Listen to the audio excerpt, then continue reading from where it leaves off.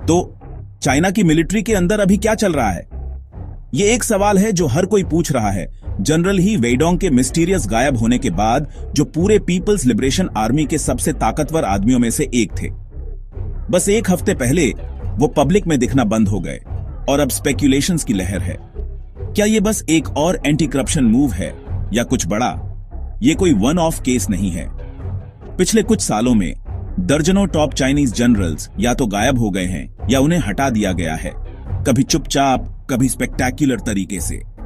Officially ये पर्जेस corruption को जड़ से उखाड़ने के बारे में है, लेकिन चलो सच बोलते हैं, ज्यादातर एक्सपर्ट्स मानते हैं कि प्रेसिडेंट शी जिनपिंग इन शेकअप्स का इस्तेमाल अपनी पावर पर अपनी पकड़ मजबूत करने और मिलिट्री से एब्सोल्यूट लॉयल्टी की डिमांड करने के लिए कर रहे हैं।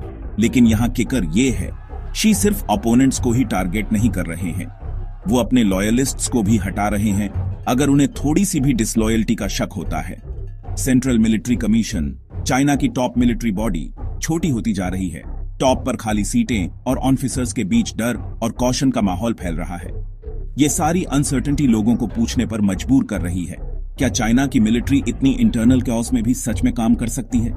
ये इंस्टेबिलिटी सिर्फ एक मिलिट्री स्टोरी नहीं है, ये एक विंडो है कि चाइना का पॉलिटिकल सिस्टम कैसे काम करता है, जहां टॉप पर पावर स्ट्रगल्स नीचे तक असर डालते हैं, जनरल्स से लेकर आम नागरिकों तक। जबकि चाइना ने बहुत बड़े इकोनॉमिक और मिलिट्री गेन्स किए हैं, ये अक्सर सिविल राइट्स और पर्सनल फ्रीडम्स की कीमत पर आया है।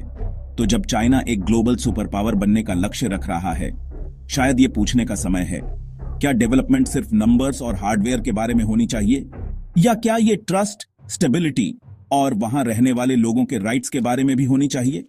मैं आपको डिसाइड करने देता हूं।